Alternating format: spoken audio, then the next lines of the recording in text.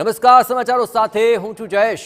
Rajkot Ladani associate પર ઇન્કમટેક્સની કાર્યવાહીમાં મહત્વપૂર્ણ ખુલાસો થઈ રહ્યો છે। બેનામી હિસાબોની વધુ 3 ડાયરીઓ મળી આવી છે, જ્યાં બેનામી વ્યવહારોની ડાયરી ઝેરોક્સની દુકાનમાં છુપાવીને રાખી હતી। કાળા નાણાંના કારોબારની આ 3 ડાયરી ઝેરોક્સની દુકાનમાંથી જપ્ત કરવામાં આવી છે। ઘરમાંથી કંઈ હાથ ન લાગ્યું તો અન્ય દિશામાં આઈટીએ હવે તપાસ શરૂ કરી છે। આવકવેરા વિભાગની ટીમે 450 સીસીટીવી ફૂટેજ ચેક કર્યા હતા। આવકવેરા વિભાગ દ્વારા બિલ્ડરની પૂછપરછ પણ કરવામાં આવશે।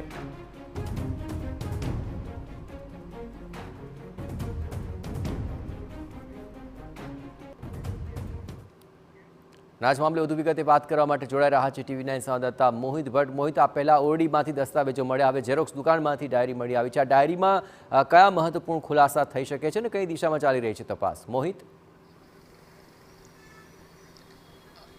જયેશ, સૌરાષ્ટ્રના નામાંકિત કહી શકાય તે લાડાણી એસોસિએટ બિલ્ડર ગ્રુપ છે, ત્યાં ઇન્કમટેક્સ વિભાગ દ્વારા ગત સપ્તાહે કાર્યવાહી કરવામાં આવી હતી। પ્રાથમિક દ્રષ્ટિએ જ્યારે ઇન્કમટેક્સ વિભાગ છે તેમના દ્વારા તપાસ હાથ ધરતા કોઈ મહત્વની કડી કે મહત્વના દસ્તાવેજો છે તે મળ્યા ન હતા। ત્યારબાદ ઇન્કમટેક્સ વિભાગ છે તેમના દ્વારા સીસીટીવી કેમેરાની મદદથી આખા કૌભાંડ એટલે કે ઇન્કમટેક્સ વિભાગ જે કાળા નાણાં છે તેને બહાર લાવવા માટે જે પ્રયત્ન હાથ ધરવામાં આવ્યો ને તેમાં પોલીસની પણ મદદ લેવામાં આવી।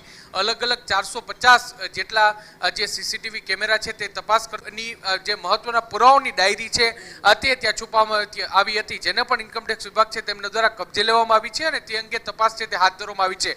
અત્યાર સુધીમાં 500 કરોડના બિનહિસાબી વ્યવહારો છે તે મળ્યા છે અને હજુ પણ વધારે પુરાવા મળે તેવી પૂરી શક્યતા છે તે વ્યક્ત કરવામાં આવી રહી છે અને આ જે કાળા નાણાંનો આંકડો છે તે પણ વધે તેવી પૂરી શક્યતા છે તે અત્યારે વ્યક્ત કરવામાં આવી રહી છે। સૌથી મહત્વની વાત છે કે ઇન્કમટેક્સ વિભાગની પણ કેટલીક બેદરકારી છે તે આખા કૌભાંડમાં સામે આવી છે।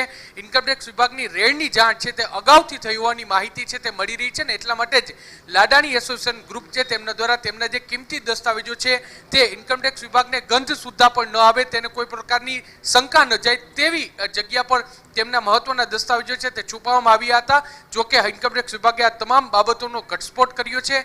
જોવાનું રહેશે કે આ કાળું નાણું છે તે કેટલા રૂપિયા સુધી, આ જે ડિસ્ક્લોઝરનો આંક છે તે કેટલા રૂપિયા સુધી પહોંચે છે। જી બિલકુલ મોહિત, તમામ ગતિવિધિઓ પર આપ નજર રાખતા રહેજો। તો આખરે હવે આ 3 ડાયરીમાંથી શું મહત્વપૂર્ણ ખુલાસા સામે આવે છે અને કઈ દિશામાં આખરે આ સમગ્ર કેસ વળાંક લે છે તે જોવું મહત્વપૂર્ણ બની રહેશે।